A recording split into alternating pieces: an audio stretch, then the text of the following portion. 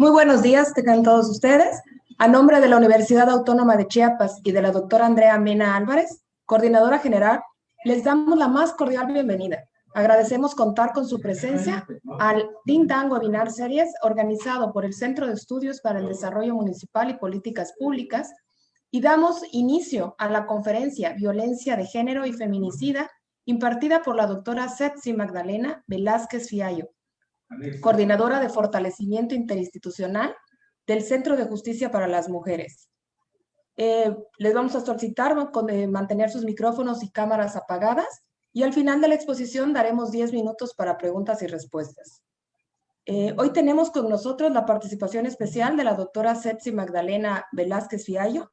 Ella es licenciada en Pedagogía, maestra en Estudios Culturales y doctora en Estudios Regionales por la Facultad de Humanidades de la Universidad Autónoma de Chiapas.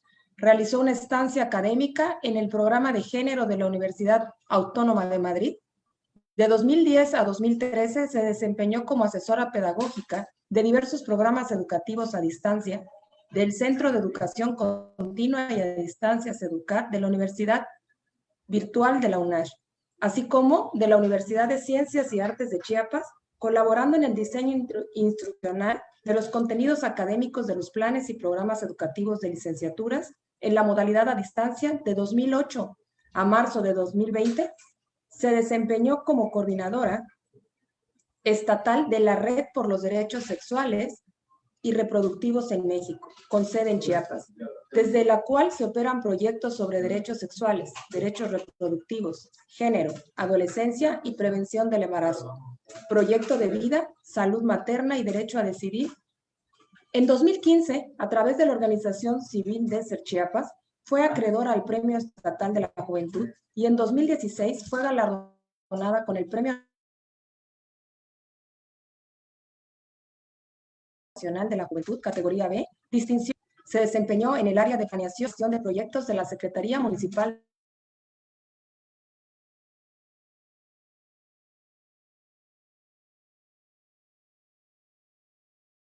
Elena Vázquez Fiallo.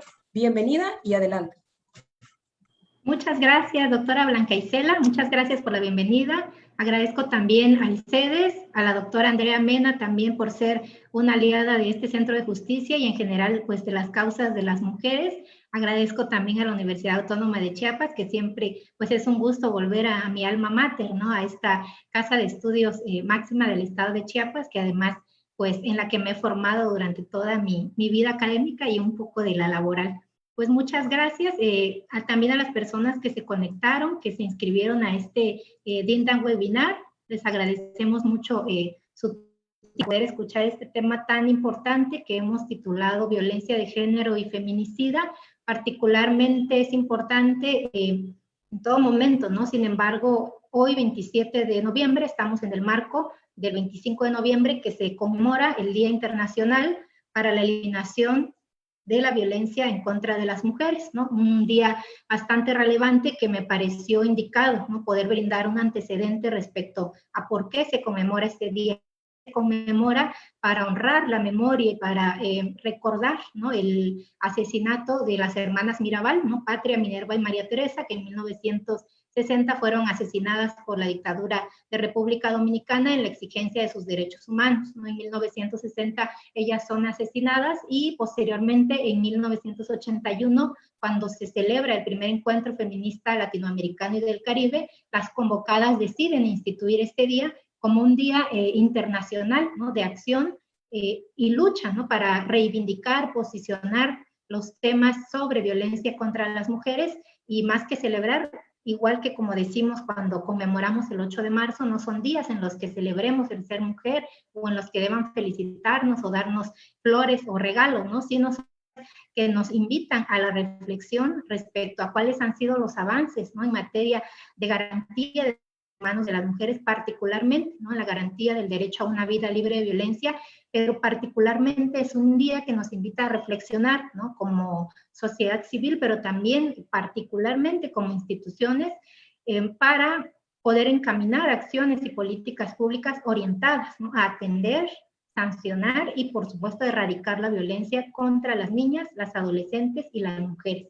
Y bueno, justamente sobre este tema, en el marco del Día Internacional de la Eliminación de Violencia contra las Mujeres, es que vamos a hablar a lo largo de esta charla, ¿no? Me gustaría partir mencionando pues los antecedentes, ¿no? de la violencia en contra de las mujeres, que tiene sus raíces en un tema estructural, es decir, parte, ¿no? de una concepción de la sociedad ajustada a este sistema patriarcal, que no es más que la mirada masculina, ¿no? O la construcción social a partir de la mirada masculina y a partir del otorgamiento del poder en todas sus dimensiones, ¿no? Económico, político, social, cultural, a lo masculino, ¿no? Relegando a las mujeres a una condición de inferioridad, de subordinación, de desigualdad con respecto a los hombres. Entonces, vale la pena mencionar que este sistema, esta estructura patriarcal en la que todas y todos nos formamos, pues nos involucra, ¿no? Todas las personas, sin embargo, nos desfavorece mayoritariamente a las mujeres. Y ahora vamos a ver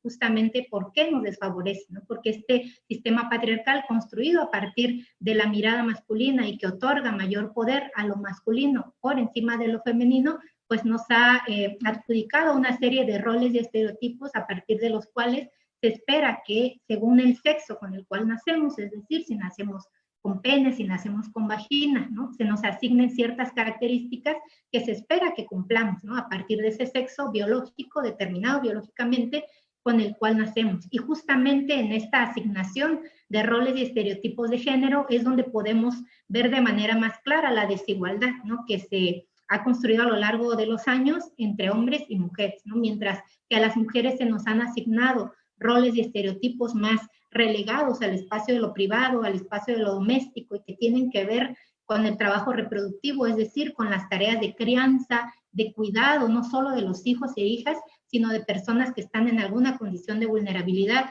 por ejemplo, las personas enfermas, las personas adultas mayores, las personas que viven con alguna discapacidad, etcétera, ¿no? Y que además, ¿no? Ha sido un trabajo que se nos ha adjudicado como un rol, ¿no? De género, y que no es remunerado, es decir, no es reconocido socialmente como tal.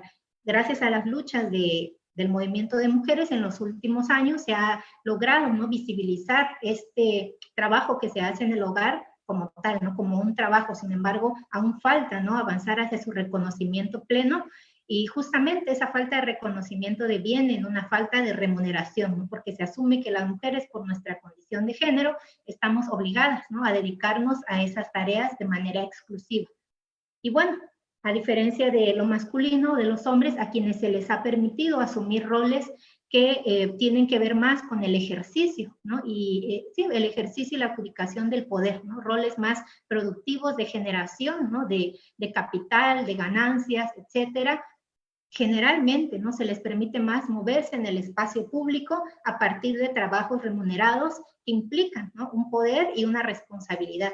Entonces, justamente en esta asignación de roles y estereotipos de género es que reside esta gran desigualdad entre hombres y mujeres, y que nos coloca, ¿no? A nosotras las mujeres en mayor condición de vulnerabilidad.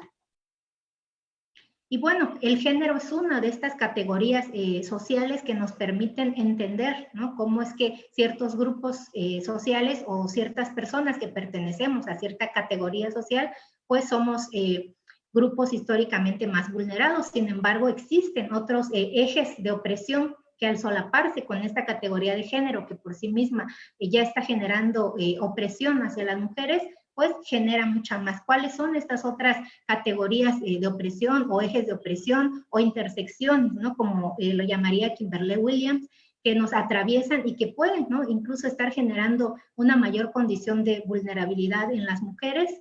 La edad, por ejemplo, ¿no? No es la misma forma de vida o de violencia que vive una niña a la que vive una adolescente, una adulta o una adulta mayor.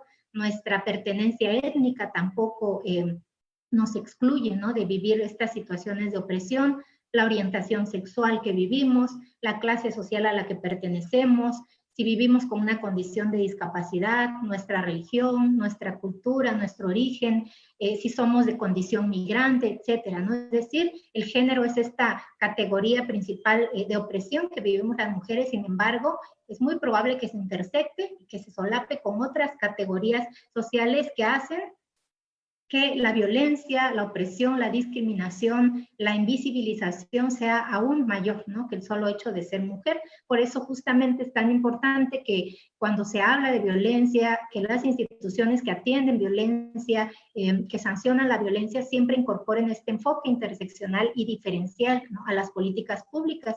¿Qué quiere decir? Que se pueda brindar atención y se puedan construir políticas públicas con base en las necesidades específicas de cada grupo de población.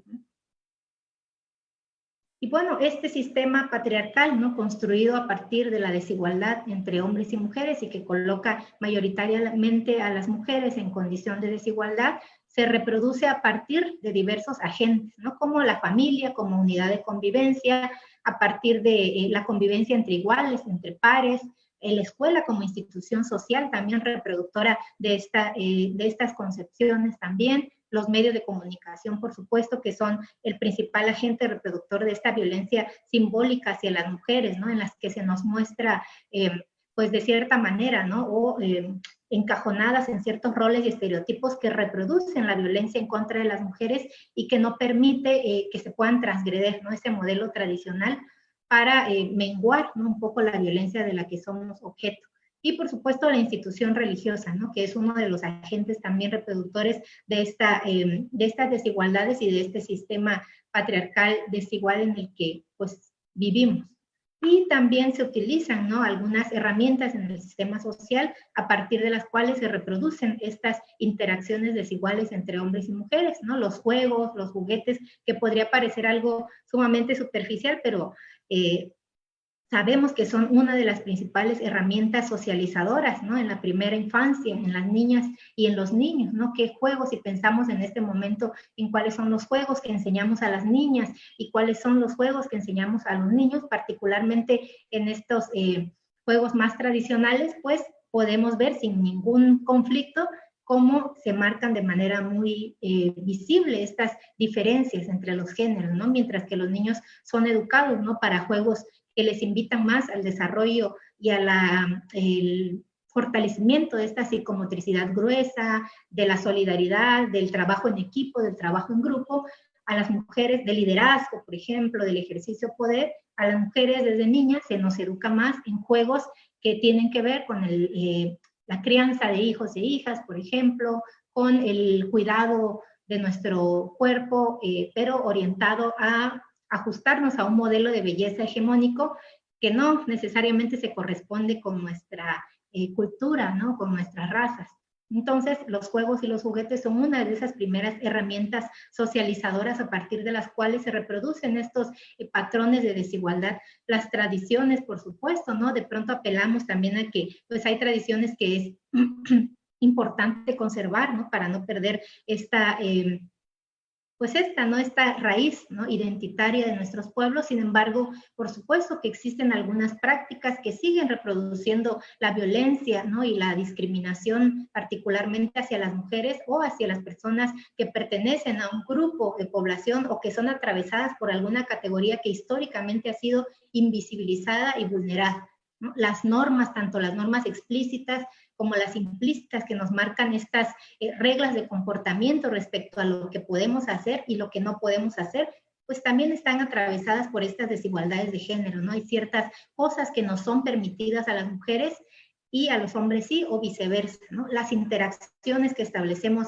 entre los seres humanos, nuestras propias creencias, por supuesto, las actitudes, los modelos que tenemos y los valores. El tema de los modelos es sumamente importante porque en el caso de las desigualdades de género, por ejemplo, las mujeres de pronto no tenemos modelos referenciales a partir de los cuales nos podamos identificar o podamos construir, ¿no?, otras formas, metas, proyectos de vida, etcétera. Únicamente en los medios de comunicación y en los demás agentes socializadores vemos un solo modelo de ser mujer que no nos permite, ¿no?, elegir en la vasta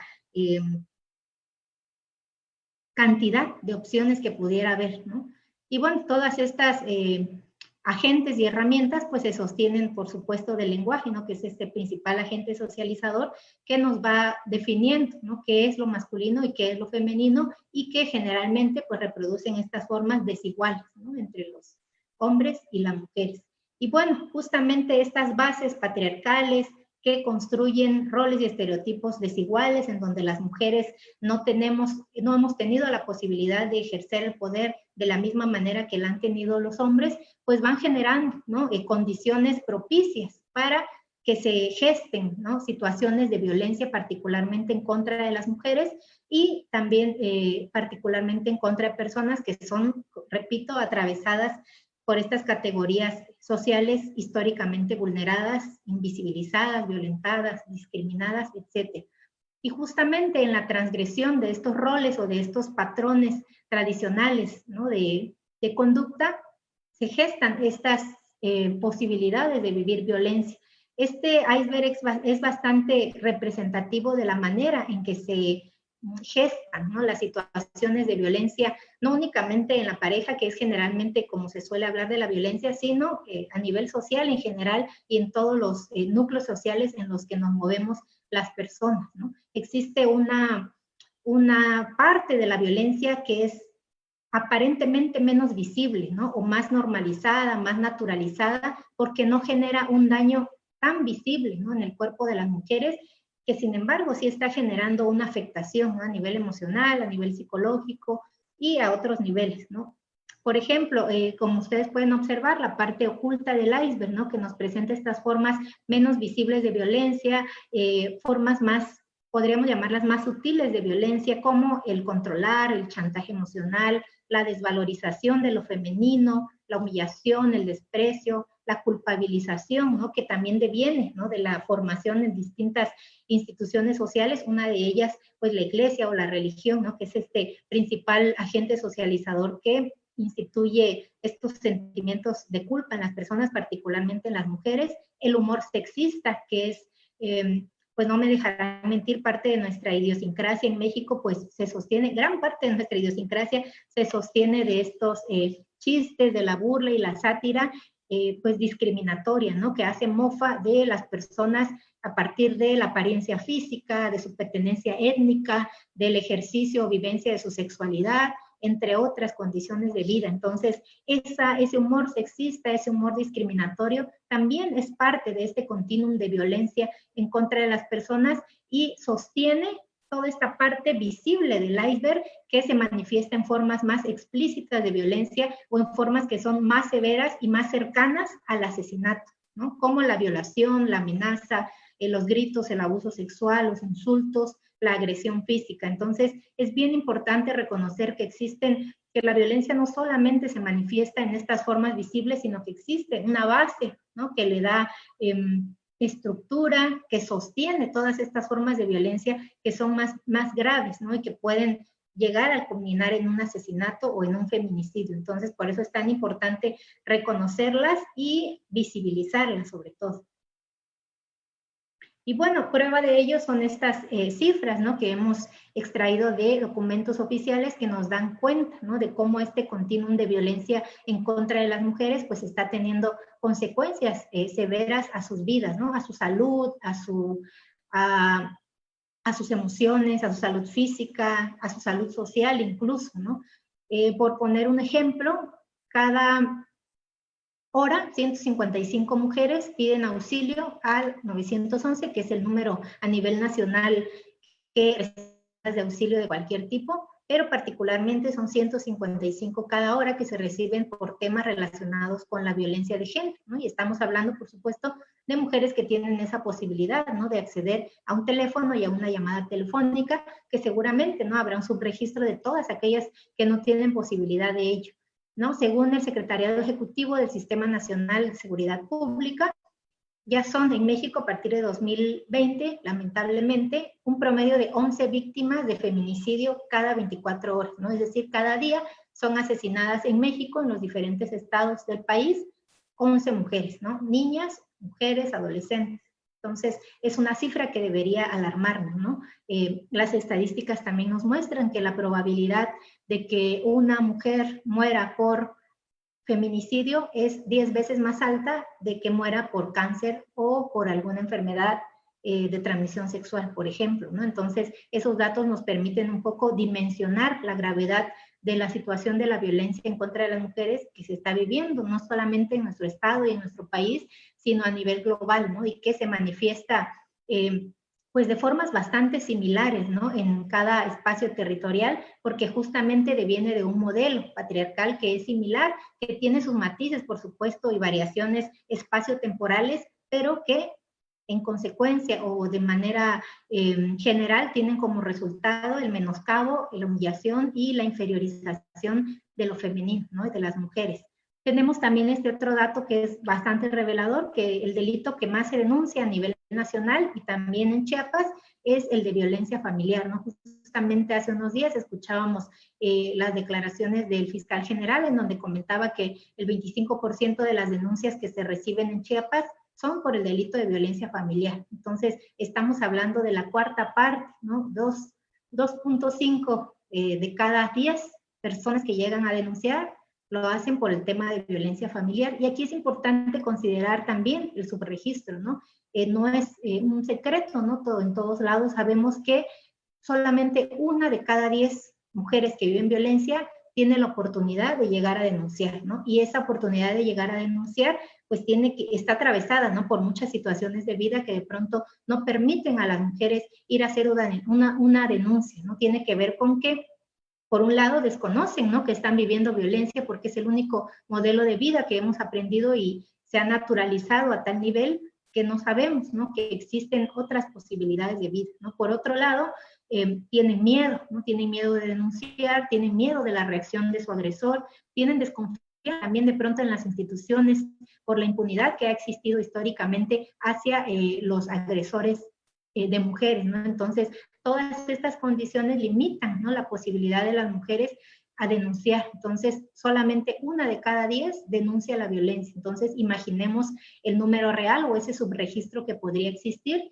si efectivamente todas las mujeres víctimas de violencia familiar denunciaran, ¿no? Ante una institución oficial. Y otro dato que también es sumamente revelador y bastante preocupante, que da cuenta del nivel de violencia que estamos viviendo en México, es el dato de los embarazos en niñas, ¿no? Que por supuesto, ¿no? Son productos de la violación sexual, entonces, y que vale la pena nombrarlos como tal, ¿no? De pronto hablamos del embarazo en adolescentes y existen protocolos y estrategias nacionales que por supuesto son bastante progresistas, sin embargo, no podemos, ¿no? Dejar de lado o hablar de embarazo infantil o adolescente sin hablar de violencia sexual, porque el tema es ese, ¿no? No son 32 niñas embarazadas, ¿no? O que viven de embarazo, sino son 32 niñas que fueron violadas y que producto de esa violación están viviendo un embarazo. Entonces, este dato es sumamente revelador. Cada día, ¿no? En México hay 32 niñas embarazadas por violación. Chiapas ocupa en números el primer lugar a nivel nacional y en tasa, es decir, en número de embarazos en niñas y adolescentes por cada 100,000 habitantes, ocupa el segundo lugar a nivel nacional. Entonces, si pensamos, ¿no? Y si reconocemos este dato de que México ocupa el primer lugar en embarazos en niñas y adolescentes a nivel Latinoamérica y el Caribe, y que Chiapas a su vez ocupa el primer lugar en México, pues imaginemos, ¿no? La dimensión del problema que enfrentamos en nuestro estado en esa materia, ¿no? Entonces, estos son algunos datos que nos permiten dar cuenta, ¿no? De la situación tan grave de violencia que estamos viviendo, ¿no? Y aquí siempre de pronto nos surge una pregunta, ¿no? ¿Por qué es tan importante, por qué es tan relevante hablar de la violencia que vivimos las mujeres, de la violencia estructural que de pronto se convierte en violencia feminicida? Justamente porque sus causas y sus orígenes tienen que ver con nuestra condición de género, es decir, las mujeres somos violentadas y asesinadas única y exclusivamente por nuestra condición de género. Y esas razones de género es importante hacerlas visibles siempre porque son específicas y son particulares y nos permiten dimensionar la gravedad del problema, ¿no? Entonces debemos entender, ¿no? Esta violencia feminicida como una violación grave a los derechos humanos de las mujeres, ¿no? Como una de las manifestaciones más extremas de discriminación y violencia que vivimos las mujeres, que tiene como resultado, pues, el asesinato, ¿no? En la mayoría de los casos. Y nuevamente, ¿no? ¿Por qué es tan importante hacer énfasis y detenernos un poco a reconocer, ¿no? La importancia de hacer visible la violencia feminicida, la violencia que viven las mujeres, el asesinato de mujeres? justamente por este segundo párrafo que viene aquí en la lámina, por el desprecio y el odio que existe por la vida de las mujeres y que se manifiesta en estas formas brutales en las que los cuerpos de las niñas, de las adolescentes y mujeres adultas mayores son utilizados, son abusados, torturados, mutilados y arrojados, ¿no? Lo vemos muy lamentablemente todos los días, ¿no? No las 11 mujeres que mueren, que son asesinadas todos los días en México y lamentablemente en los diarios, ¿no? En las redes sociales, en la televisión, todos los días vemos alguna nota de una mujer que fue asesinada y siempre, ¿no? Ese asesinato fue realizado en condiciones de desprecio, ¿no? De odio y de maneras sumamente brutales. Y justamente, ¿no? Esas formas brutales en las que los cuerpos de las niñas, adolescentes y mujeres son violentados, nos da cuenta de la gravedad de la situación.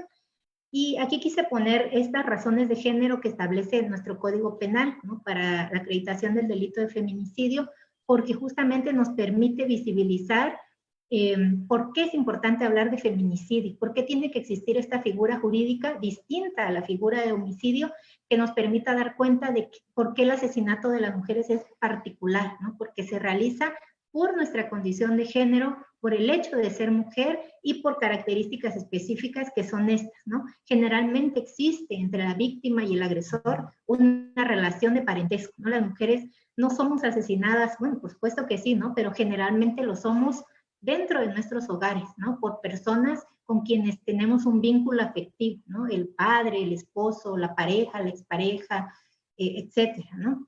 Que existe alguna relación de consanguinidad o de afinidad, ¿no? Como conyugal, concubinato, de noviazgo o cualquier otra relación.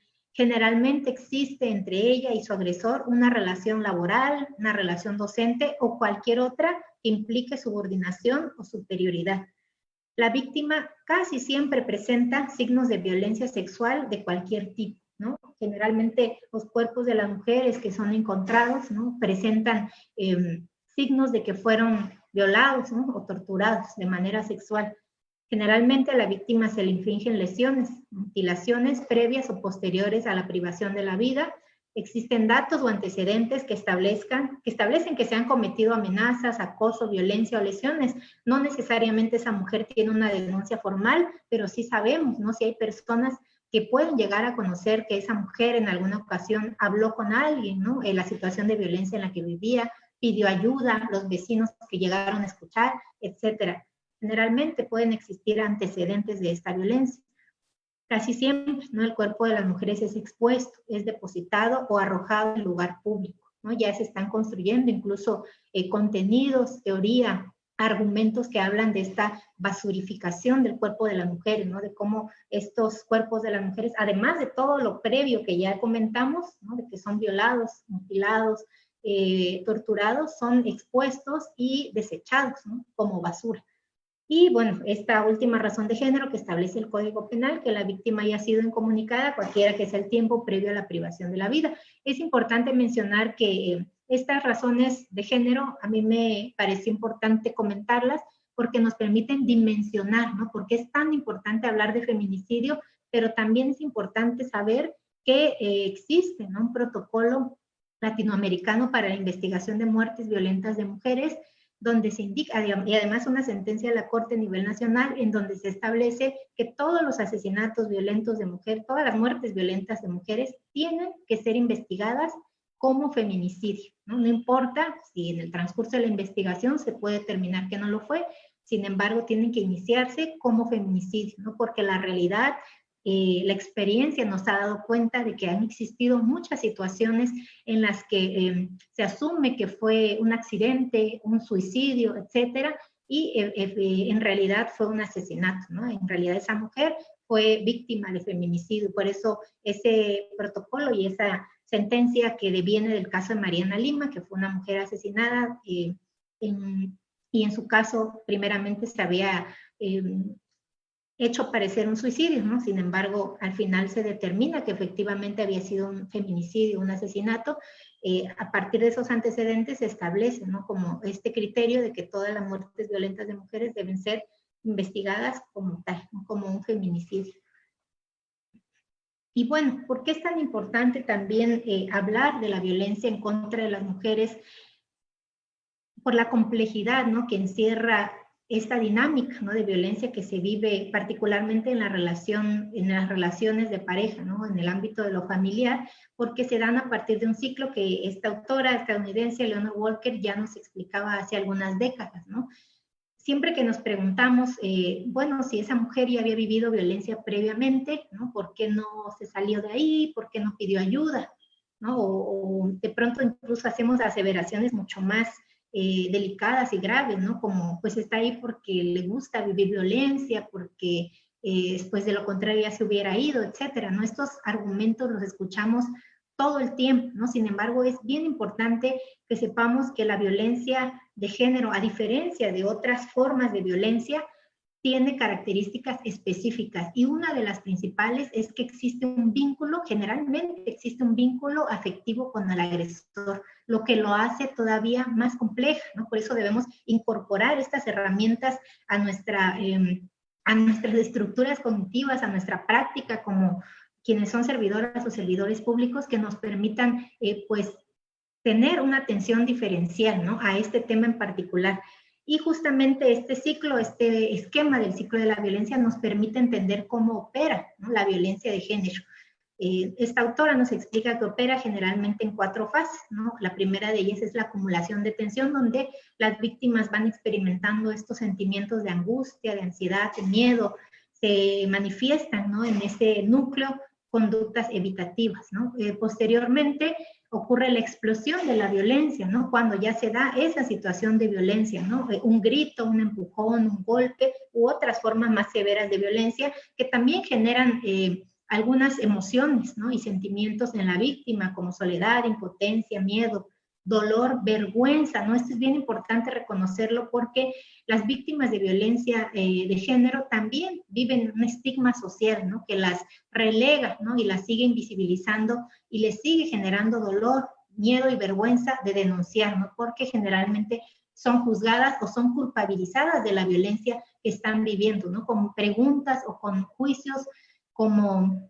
¿qué estabas haciendo? ¿No? ¿Qué no hiciste? ¿Por qué ibas por esa calle? ¿Por qué te vestiste así? Etcétera. Entonces, ese tipo de argumentos inhiben, ¿no?, la posibilidad de que las mujeres busquen ayuda, ¿no?, o denuncien y puedan abandonar en algún momento ese ciclo de la violencia.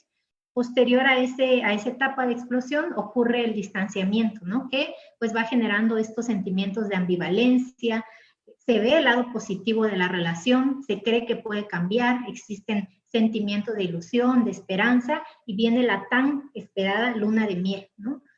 Y bueno, lo grave de todo esto y lo que la experiencia, no solamente las autoras, sino la realidad nos está mostrando, es que este ciclo se repite una y otra vez. Y lo más grave es que cada vez van siendo más cortos los periodos de reconciliación o de luna de miel y cada vez van siendo más severos los momentos de explosión. Entonces, este ciclo de la violencia es importante que nos ayude a entender, ¿no?, por qué es tan complejo que una mujer pueda salir de esa situación de violencia. Otra parte, ¿no?, de la complejidad que encierra la violencia de género en contra de las mujeres tiene que ver con las herramientas que requieren las mujeres para salir de esos ciclos de violencia. No únicamente es la voluntad, ojalá que así fuera, ¿no? La voluntad es uno de los pasos, ¿no?, que nos permite darnos cuenta de que estamos viviendo violencia y movilizar nuestros recursos emocionales para pedir ayuda. Pero se necesitan otra serie de herramientas, algunas de ellas también emocionales, ¿no? Una mujer que vive violencia física es muy probable que lleve muchos años previos viviendo violencia emocional y psicológica que le ha dejado, le ha minimizado esas herramientas emocionales que le permitan tomar la decisión de salir, ¿no?, de esa relación. Su autoestima, su autovaloración, su autonomía, su seguridad, etcétera, han sido tan minimizadas, ¿no?, a partir de este continuum de violencia emocional y psicológica que no le permiten, ¿no?, a veces ser consciente de esa situación. Pero también existen otras herramientas más materiales que las mujeres necesitan y que no siempre tienen a mano para poder abandonar esos ciclos de violencia. Muchas mujeres en este continuum de violencia que han vivido, ¿no?, en una relación de pareja durante muchos años, se ven imposibilitadas a tener un empleo, quizá nunca tuvieron la posibilidad de estudiar, de acceder a una licenciatura, a un posgrado, a las herramientas que les permitan desempeñarse en un trabajo, etcétera. Entonces, dependen económicamente de su agresor, ¿no? Entonces, de pronto creemos que es muy fácil salir de una relación así, pero si no tenemos una red de apoyo que nos acerque esos medios, esos recursos materiales que las mujeres requieren para abandonar la relación, se vuelve más compleja. Si hay hijos e hijas, pues la complejidad aumenta, ¿no? Las mujeres requieren un espacio, ¿no?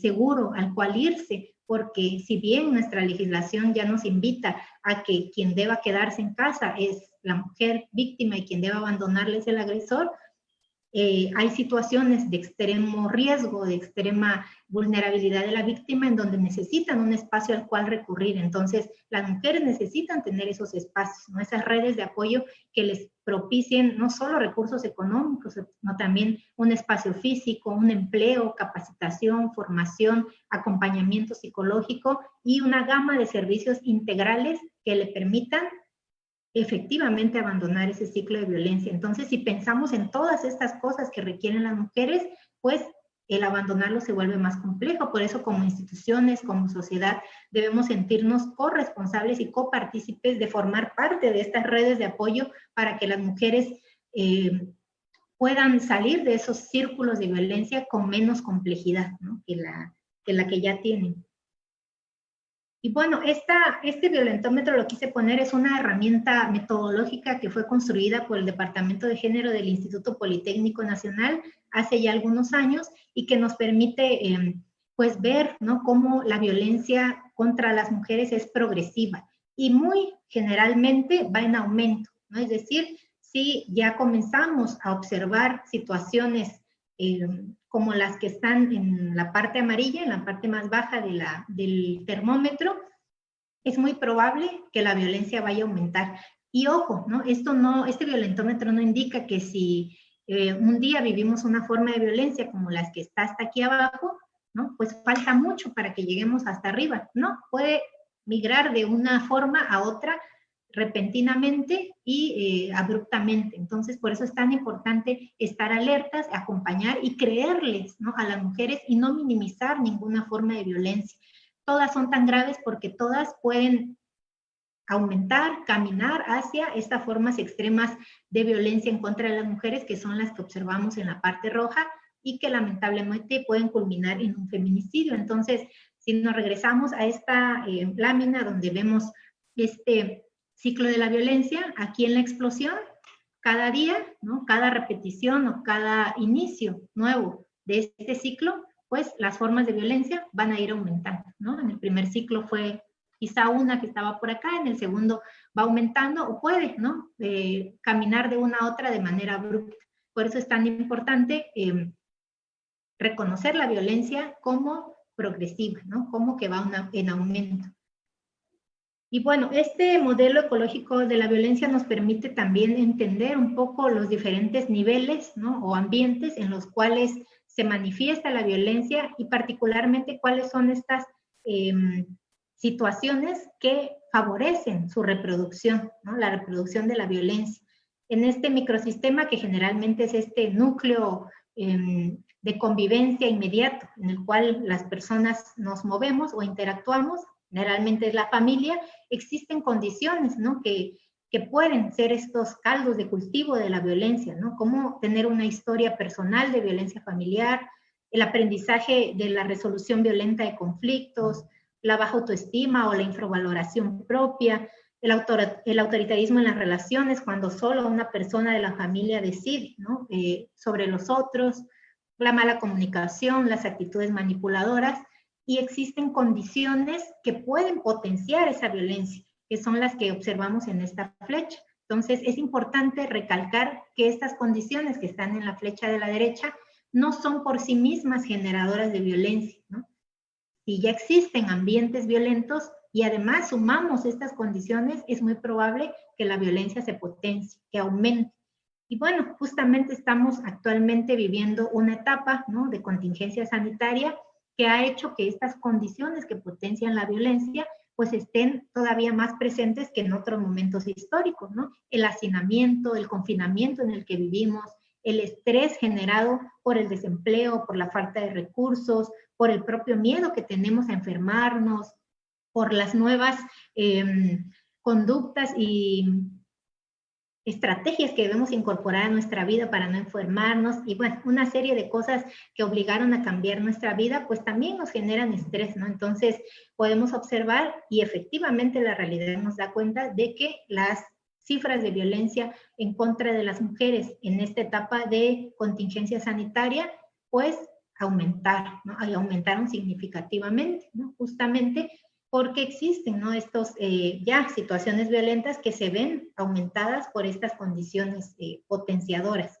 Luego, en medio, en este ecosistema, que generalmente estamos presentes las instituciones, pues de pronto existen también situaciones que permiten el aumento y la reproducción de esta violencia en contra de las mujeres, ¿no? Esta violencia de género, como por ejemplo la legitimación institucional de la violencia, ¿no? Cuando de pronto como instituciones avalamos, ¿no? Situaciones de violencia que están viviendo las mujeres, situaciones tan cotidianas como el preguntarle a las mujeres por qué le pegaron, ¿no? O invitarlas a conciliar con sus agresores cuando sabemos que la violencia de género no se concilia, ¿no? La violencia en los medios de comunicación, que la vemos todos los días, y cuando hablamos de violencia en los medios de comunicación no solamente hablamos de ver a una mujer golpeada, violencia sexual, sino también la forma, ¿no? Simbólica en la que se muestra a las mujeres, ¿no? Generalmente observamos a las mujeres en papeles estereotipados, ¿no? Y muy ajustados a estos modelos tradicionales del ser mujer que no permiten, ¿no? Abrir un abanico de posibilidades, ni que las niñas y adolescentes puedan tener otros referentes de ser mujer, ¿no? La hipersexualización de los cuerpos de las mujeres que se da en los medios de comunicación también es una forma de violencia, ¿no?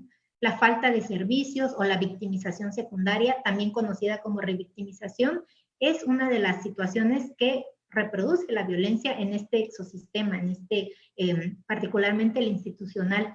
Cuando hacemos esperar a las mujeres horas, ¿no? Cuando les hacemos contar sus testimonios infinidad de veces, cuando son víctimas de violencia física o sexual y tienen que ser revisadas por muchos doctores que les hacen muchas preguntas y ellas están en condición de vulnerabilidad, etcétera, ¿no? Muchas de estas formas a través de las cuales de pronto como instituciones revictimizamos, ¿no? A quienes ya son víctimas.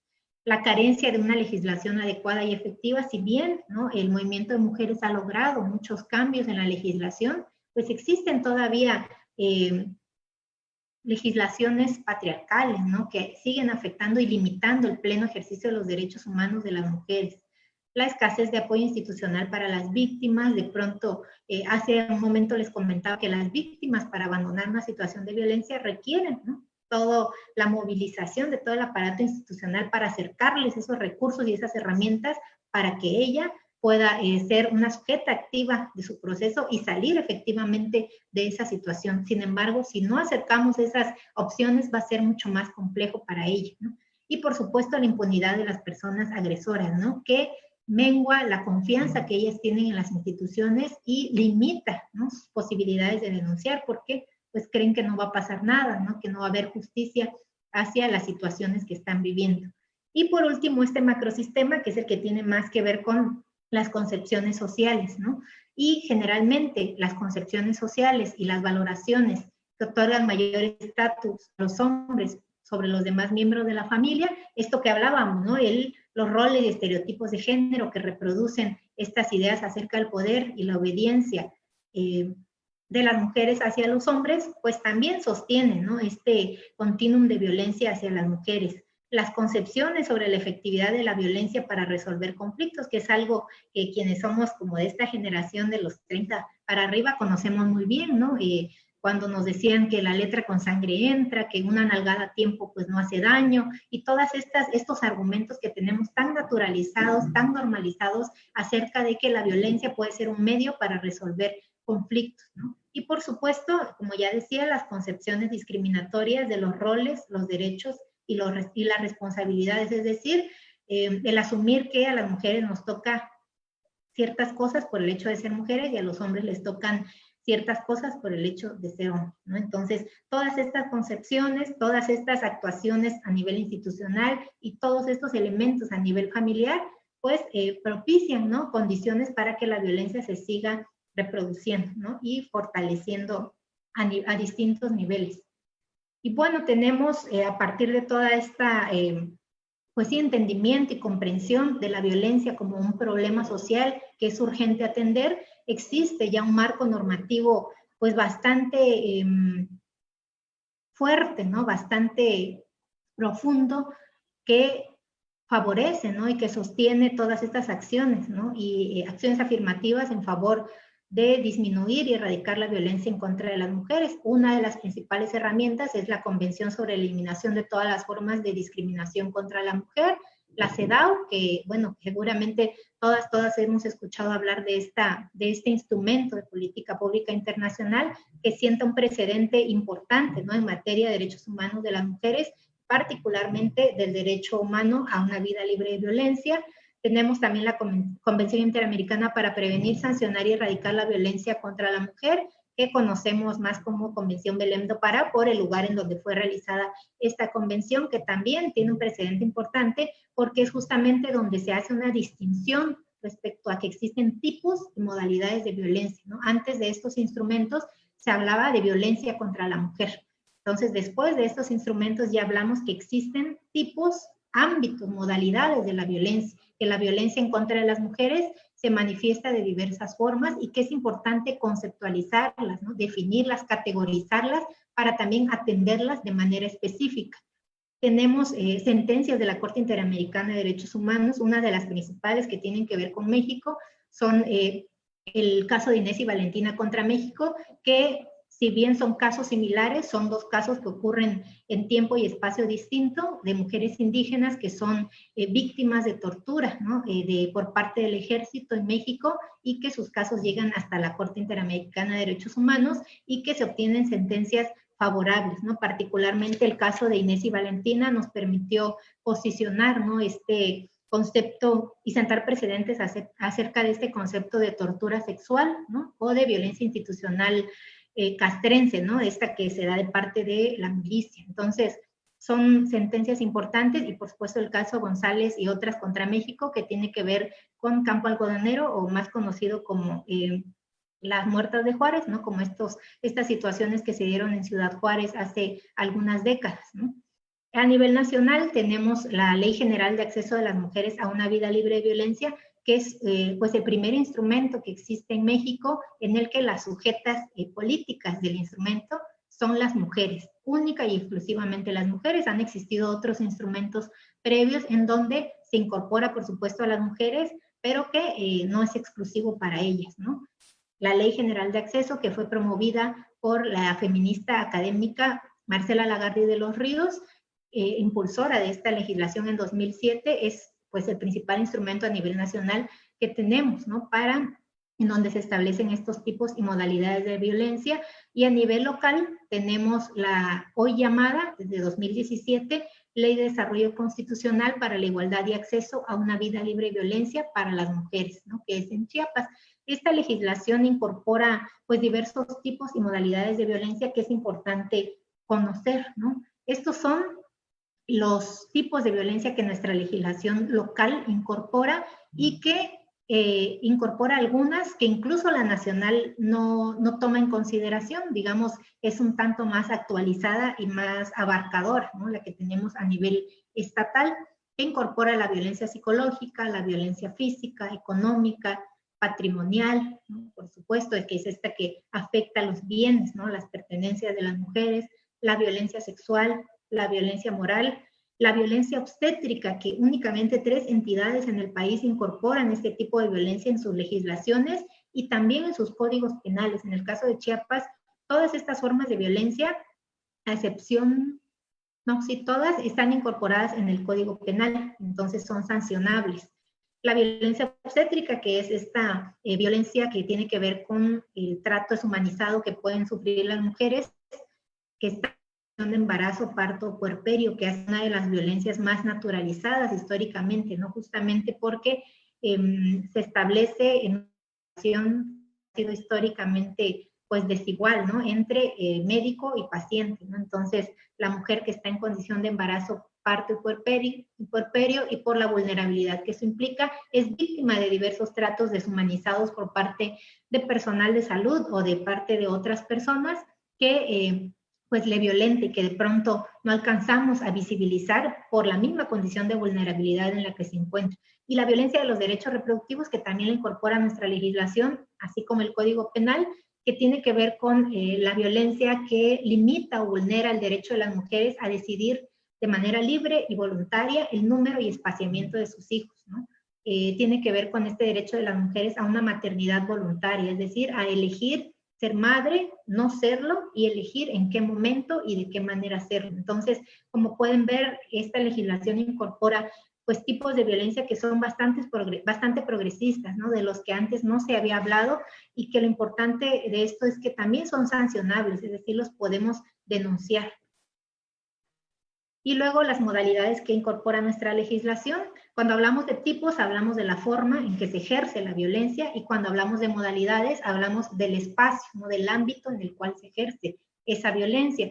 El ámbito familiar, el institucional, laboral, escolar, comunitario, el de los medios de comunicación, y en los años más recientes que se ha incorporado el ámbito digital, ¿no? Que pues también, ¿no? Conforme vamos caminando y avanzando y sofisticando todas estas estrategias y argumentos que nos permitan combatir la misma violencia también, ¿no? Se va haciendo más sofisticada y va migrando hacia todos los espacios en los cuales nos movemos, ¿no? Uno de ellos es el digital, ¿no? Las mujeres estamos siendo víctimas también de violencia en este ámbito, en este espacio de lo digital.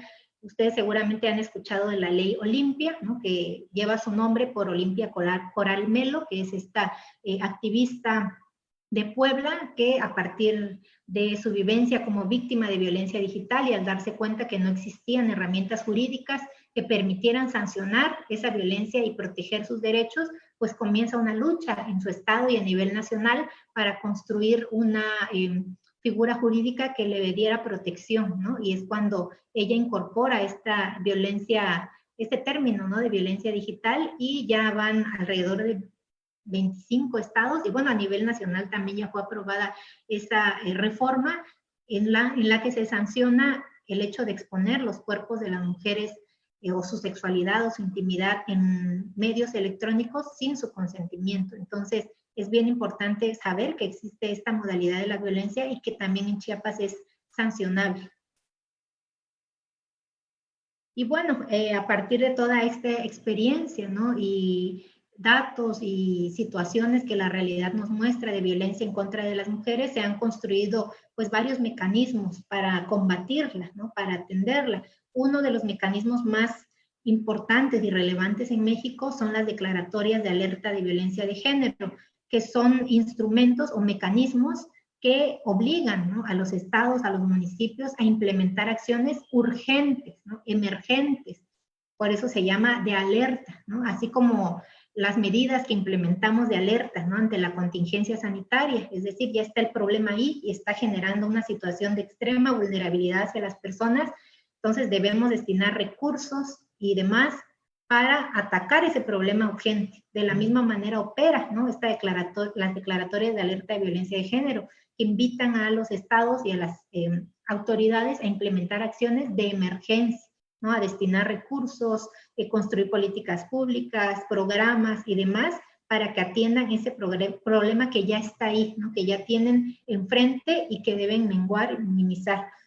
En Chiapas se decreta esta declaratoria de alerta de violencia de género el 18 de noviembre de 2016. Justo hace unos días se acaban de cumplir 4 años, ¿no? Del decreto de esta declaratoria, que fue solicitada por la sociedad civil organizada, ¿no? Por mujeres feministas organizadas de diversas organizaciones de la sociedad civil, y se decreta para 7 municipios del estado de Chiapas, que son los que poseían mayor número de asesinatos de mujeres, ¿no?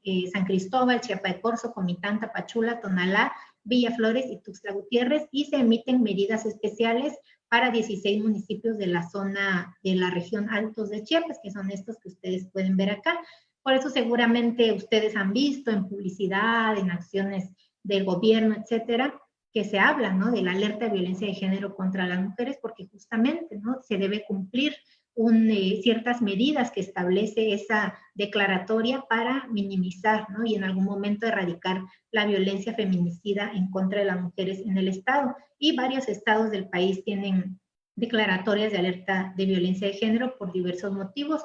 Por ejemplo, el Estado de México tuvo una primera alerta de violencia por feminicidio y posteriormente una por desapariciones de mujeres.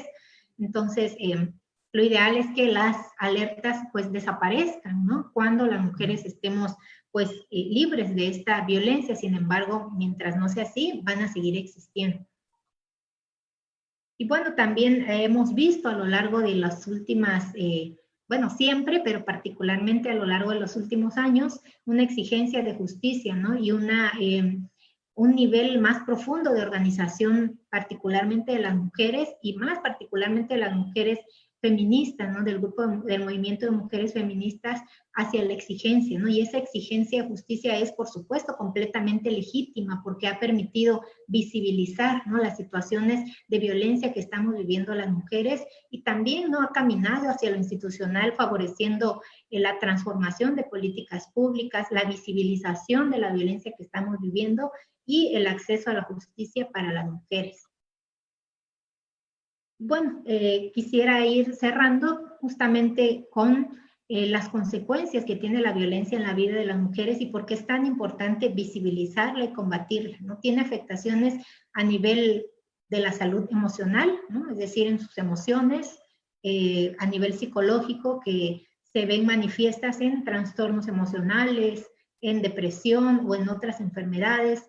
Tiene afectaciones en su salud física, ¿no? A partir de las lesiones que puedan ser generadas de manera directa por un golpe, por una violación sexual, pero también en la salud física por esas afectaciones que devienen de situaciones emocionales, ¿no? Muchas mujeres que están viviendo con migrañas, con colitis o con otras enfermedades que devienen de estas situaciones emocionales, ¿no? Y que se somatizan a nivel físico y les generan pues enfermedades. Y la salud social, ¿no? Que es una de las esferas o de las dimensiones de la salud que se exploran o de las que se habla muy poco, que tiene que ver con la salud social, con la posibilidad de que las personas podamos interactuar y movernos en nuestro espacio social de manera saludable, ¿no? Las mujeres que viven violencia ven afectada su salud social, ¿no? Porque son aisladas, son excluidas, porque sienten miedo y culpa, y ese miedo y culpa también, ¿no? Hace que se autoaíslen, que se autoexcluyan, pero también el estigma, ¿no? El señalamiento y la discriminación que existe hacia ellas lo hace.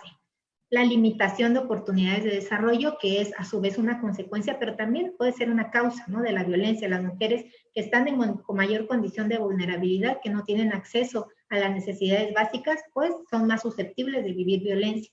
Y se convierte, por supuesto, en una consecuencia al ver afectadas todas sus situaciones de salud, pues ven afectadas también estas oportunidades de desarrollo a nivel personal, profesional, laboral, económico.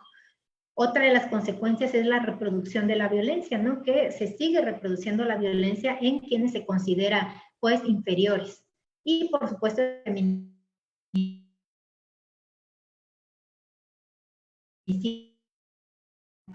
de razón.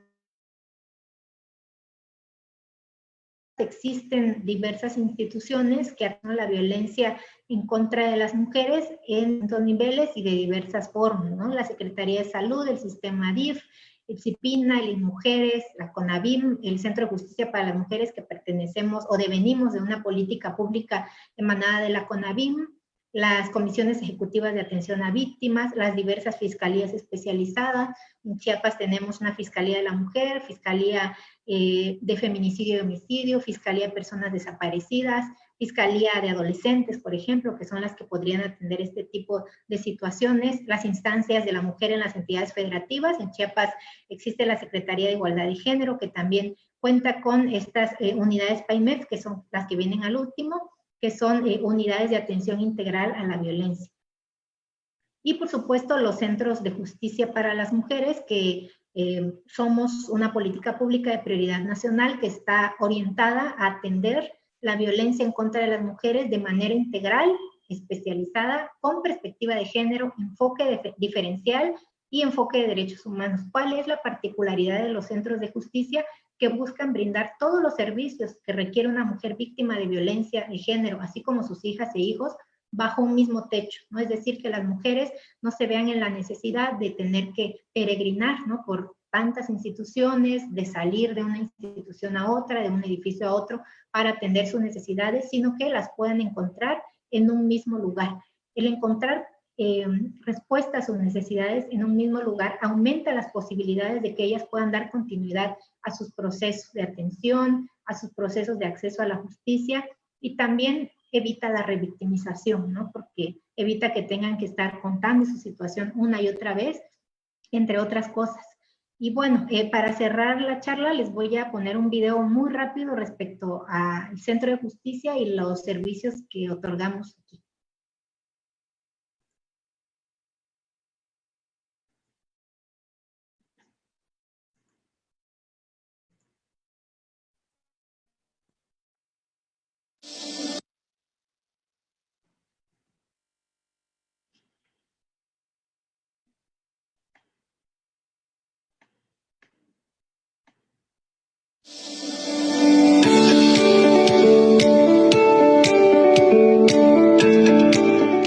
El modelo de los centros de justicia para las mujeres, CEJUM, ha sido pensado con el fin de contribuir a la erradicación de la violencia en contra de las mujeres a través de un proceso integral de atención mediante estrategias eficaces e innovadoras de prevención, atención, seguimiento y fortalecimiento de las mujeres que viven violencia, concentrando a distintas instancias bajo un mismo techo. El objetivo del CEJUM es ofrecer servicios interinstitucionales personalizados, especializados de forma integral, con perspectiva de género en el marco de los derechos humanos, que brinden alternativas de solución a mujeres, hijas e hijos que sufren abusos para contribuir a erradicar la violencia de género.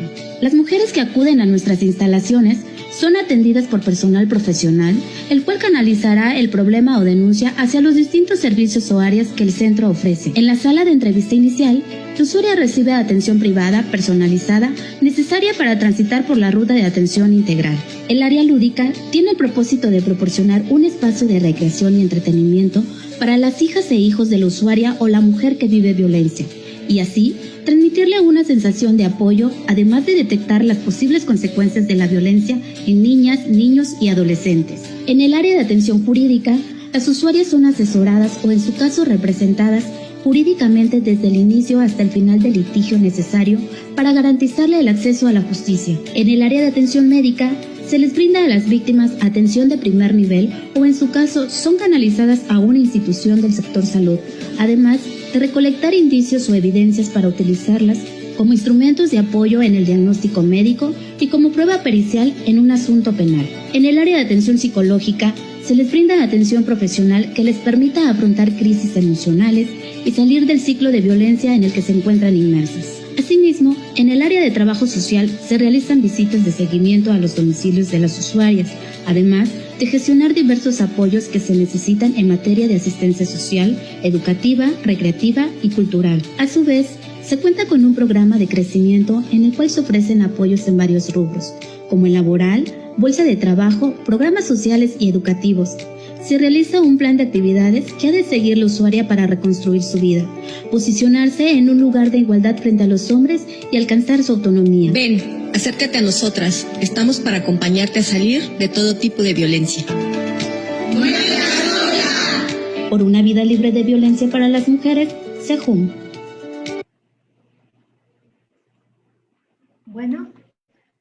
Bueno, cerrar con también nuestros datos. En Chiapas actualmente existen 2 centros de justicia para mujeres que, como les comentaba, brindamos atención integral especializada, desde atención psicológica, jurídica, de trabajo social, médica, lúdica también para niños y niñas de las víctimas, y de fortalecimiento de la autonomía, que busca un poco menguar estas situaciones de injusticia social en las que ellas viven y acercarles herramientas educativas, de empleo, que les permitan pues fortalecer, ¿no?, su autonomía.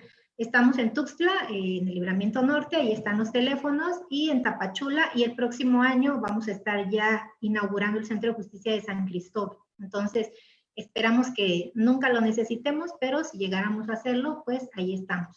Y les agradezco mucho y le dejo la palabra a la doctora.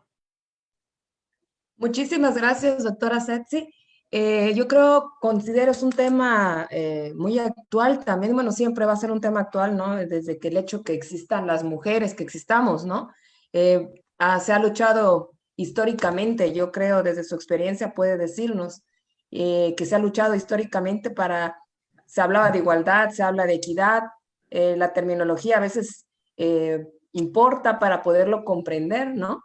Fue muy enriquecedora su charla, ya que muchas veces pensamos que la violencia es si hay sangre, ¿no? Si no hay sangre, no es violencia.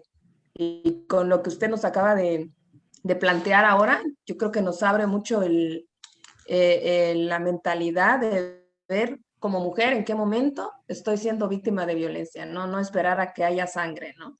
Entonces, la verdad, le agradezco mucho, le agradecemos todos los presentes. Vamos a comenzar a leer algunas preguntas que ya nos han escrito por acá. Les pedimos a los que tengan comentarios, dudas o una pregunta, hacerla por la vía del chat y vamos a leerle a la doctora las preguntas. José Alfredo Uber Mayorga comenta, usted que ha estudiado el tema, ¿quién denuncia más, las mujeres indígenas o las que no lo son? ¿Una vez? Bueno. Muchas gracias, José Alfredo, por su pregunta. Me gustaría retomar un poco las primeras láminas que iba comentando respecto a los ejes de opresión, ¿no? Que se solapan en la vida de las mujeres y también la que mostraba los números de denuncia, ¿no? Por supuesto que el mayor número de denuncias son de mujeres que viven en zonas urbanas, ¿no? Donde hay una unidad de ministerio público, ¿no? Que tienen posibilidades de acercarse a esos espacios. Sin embargo, eso no quiere decir que las mujeres indígenas no estén viviendo violencia o que no quieran denunciarla, ¿no? Quiere decir que ven más limitadas sus oportunidades de denunciar, porque mayoritariamente, ¿no? En las zonas indígenas, pues, al ser lugares pequeños, ¿no? Al ser lugares donde todo el mundo se conoce, las mujeres tienen mayor dificultad para ir a denunciar.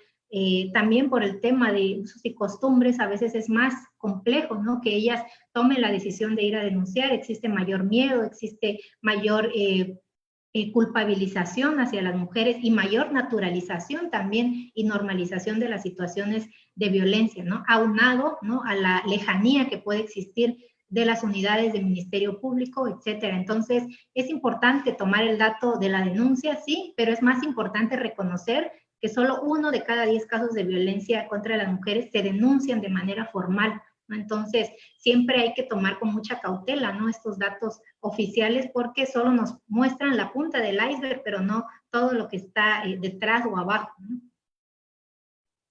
Completamente, yo creo, es así, ¿no? Otra pregunta muy interesante por el tiempo que estamos viviendo. Magdalena Reyes Rosales pregunta, ante el confinamiento, ¿cuáles han sido las estrategias para poder atender estos temas? Sobre todo en personas que sufren violencia en este momento y están en confinamiento.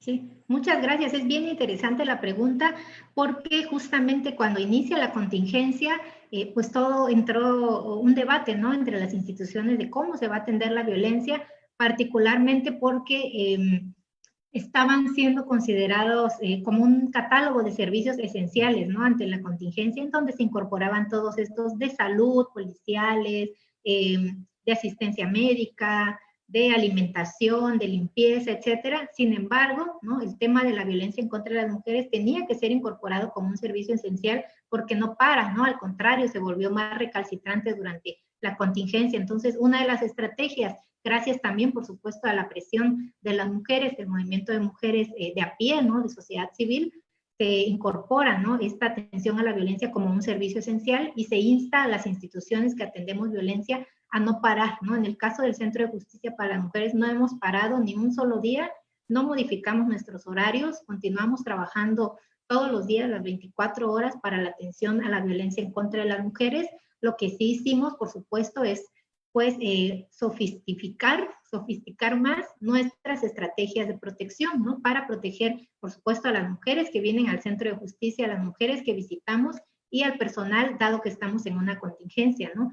cosas tan, pues que ya son tan comunes ahora, ¿no? El uso de cubrebocas, lavado de manos, la distancia social, el acompañamiento a hospitales con algunas medidas más estrictas, por ejemplo. Sin embargo, no paramos, tampoco pararon otras instituciones que atienden particularmente violencia en contra de las mujeres. Se reforzaron los mecanismos de atención telefónica, por ejemplo, para brindar información a las mujeres a través del teléfono. En el caso del Centro de Justicia también hicimos una especie de campaña, ¿no? En la que dábamos recomendaciones a las mujeres acerca de cómo actuar, ¿no? En situaciones de violencia aunadas al confinamiento, ¿no? De pronto creemos que pues confrontar al agresor en ese momento o hacerlo de manera deliberada nos va a ayudar, ¿no? Sin embargo, muchas instituciones y organizaciones de la sociedad civil nos han ayudado a construir estrategias que nosotras utilizamos para esa campaña, para que las mujeres sepan cómo actuar en esas situaciones, ¿no? Qué decirle a sus hijos, las mismas estrategias que utilizamos ante una situación de emergencia por desastre, por ejemplo, por desastre natural, algunas de ellas se adaptan, ¿no? Para atender situaciones de violencia cuando las mujeres están solas en sus hogares o conviven con el agresor. Cosas como tener una maleta lista, por ejemplo, ¿no? Con ropa en un lugar oculto o en casa de alguna persona de confianza, una copia de tus documentos personales, de la llave, evitar conflictos o evadir conflictos que ocurran en espacios donde hay objetos punzocortantes, etcétera, ¿no? Ese tipo de recomendaciones las estuvimos como haciendo más visibles y circulando aún más en nuestras redes sociales y en los demás espacios en donde estamos en contacto con las mujeres, justamente para invitarles, ¿no? A saber cómo actuar para minimizar el riesgo, ¿no? De pronto creemos es que es para darle por su lado al agresor, ¿no? Y no reaccionas, no, son para proteger a la víctima ante una situación de peligro, ¿no? Y que le permita buscar ayuda. Y una vez que llegue a nosotras, pues aquí tener todos los servicios necesarios, ¿no? También los centros de justicia cuentan con casas de tránsito, ¿no? Casas que reciben a las mujeres que, por supuesto, de estas casas de tránsito por seguridad no se revelan la ubicación, únicamente la conoce la institución, en las que las mujeres pueden estar de manera segura cuando corre peligro su vida y se les provee de alimentación, de techo y de todos los servicios que también se brindan en el centro de justicia y que ellas requieren jurídico, psicológico, de trabajo social, para que puedan estar seguras a la par de que continúan pues con la reconstrucción de sus proyectos de vida.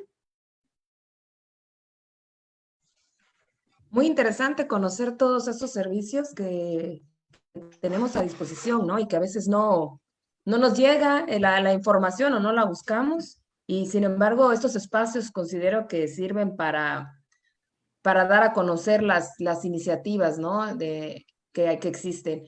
Luz María Cervantes le comenta, excelente ponencia, describir las emociones que vivimos las mujeres, vergüenza, temor, etcétera, son importantes. Hay otra pregunta. ¿Qué hacer en el caso de las niñas en circunstancias de calle? ¿Cómo prevenir? Es importante que cuando observemos una situación así, sintamos, bueno, asumamos el papel de corresponsables, ¿no? Nuestra legislación lo dice, todas las personas, independientemente de que trabajemos o no en una institución, tenemos la responsabilidad de proteger y salvaguardar los derechos humanos de niñas, niños y adolescentes, que justamente por su condición etaria están en mayor condición de vulnerabilidad. Entonces, el Centro de Justicia, por supuesto, que también atiende a niñas, tenemos un modelo de atención a niñas, niños y adolescentes víctimas de violencia, contamos con un espacio también de ludoteca y se han atendido lamentablemente muchas situaciones de niñas y adolescentes víctimas de violencia sexual. Entonces, en el Centro de Justicia también hay una representación del DIF municipal, de la procuradora del DIF municipal, que acompaña esos casos y representa a las niñas, niños y adolescentes que no pueden ser representados por papá, mamá o tutor porque no los tienen o porque son sus agresores, ¿no? Entonces, en esos casos, eso se hace, ¿no?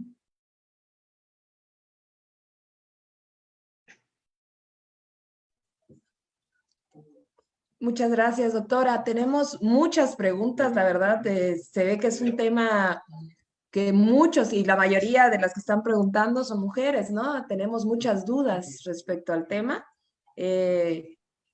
Vamos a enviar todas las preguntas que han anotado aquí en el chat a la doctora Setsi para que, abusando de su amabilidad, doctora, puede usted darnos esas respuestas, ¿no?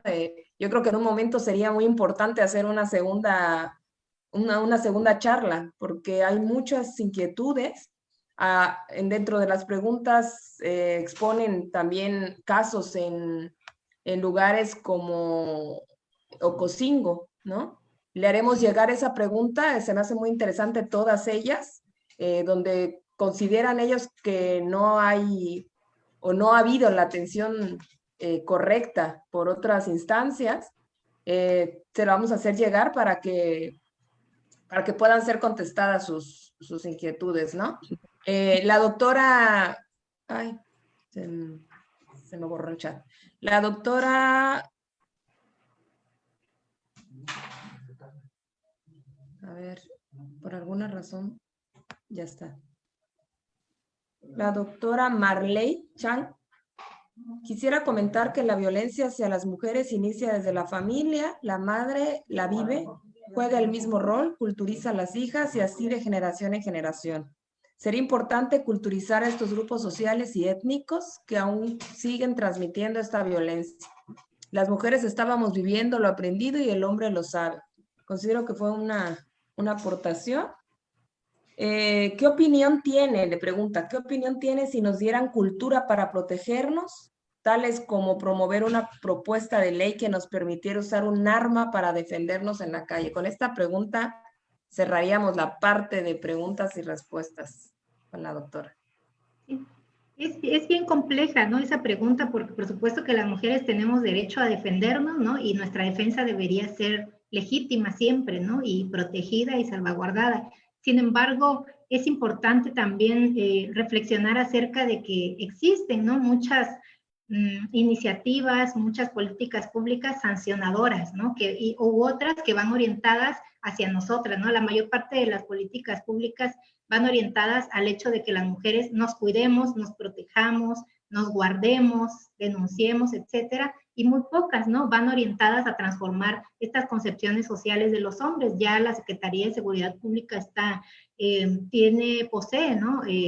O está por implementar un modelo de reeducación para hombres agresores, ¿no? Sin embargo, por supuesto que eso no va a garantizar al 100% la erradicación de la violencia, pero sí va a combatir una de las aristas, ¿no? Que tiene que ver justamente con el comportamiento de los hombres agresores, ¿no? Es como estas frases que de pronto escuchamos, ¿no? ¿Por qué nos enseñan a nosotras a cuidarnos y no a los hombres a no agredir, ¿no? A las mujeres? Entonces es un trabajo que por supuesto va a llevar muchas décadas, ¿no? De sensibilización para transformar, ¿no? Estas concepciones sociales que pues siguen reproduciendo estas formas y que no solo reproducen las madres, ¿no? Que las madres en este papel que también les ha sido otorgado de manera forzada por este sistema patriarcal en las que ellas son las únicas responsables de la crianza de los hijos, pues por supuesto que transmiten estos modelos de conducta, de comportamiento en los que ellas fueron formadas, ¿no?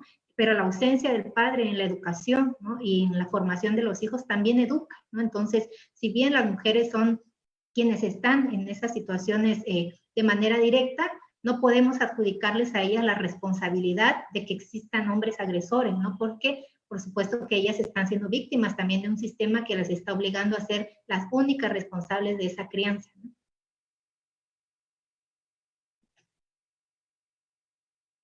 Su micrófono. Muchas gracias, doctora. Le haremos llegar todas las preguntas, puesto que la verdad todas ellas son interesantes, ¿no? Aquí estamos viendo en la pantalla los datos del Centro de Justicia para las Mujeres del Estado de Chiapas. El teléfono 961-617-2300 se encuentra en Tuxtla Gutiérrez, en el Libramiento Norte, y en Tapachula también, para que podamos hacer llegar esta información, no solamente los que estamos presentes en esta conferencia, sino también correr la voz, ¿no? Entre los vecinos, los familiares, de tal forma que podamos tener acceso a esta mágica información también que nos compartió la doctora Setsi. ¿Alguna otra cosa más que quisiera compartirnos, doctora, antes de pasar al diploma? No, pues agradecerles mucho a la Universidad Autónoma de Chiapas, particularmente al CEDES de la UNACH y muy especialmente a la doctora Andrea Mena por pues estas colaboraciones que hemos retomado en los últimos meses y pues que han devenido en muchas situaciones que van a favorecer de manera muy importante, ¿no?, la vida de las mujeres que atendemos aquí en el Centro de Justicia. Y pues, como usted decía, aquí están los números, la dirección para que las mujeres vengan. Estamos de lunes a viernes de 9 a 9, sábados de 10 a 1, pero la unidad del Ministerio Público está abierta a las 24 horas todos los días. Gracias, doctora. Vamos a proceder ahora a hacerle una entrega virtual del diploma. La Universidad Autónoma de Chiapas, a través del Centro de Estudios para el Desarrollo Municipal y Políticas Públicas, otorga la presente constancia a la doctora Setsi Magdalena Velázquez Fialo por su participación como ponente en la conferencia magistral Violencia de Género y Feminicida, impartida el 27 de noviembre de 2020 en Tuxtla Gutiérrez, Chiapas, por la conciencia de la necesidad de servir. Firma la doctora Andrea Mena Álvarez, coordinadora general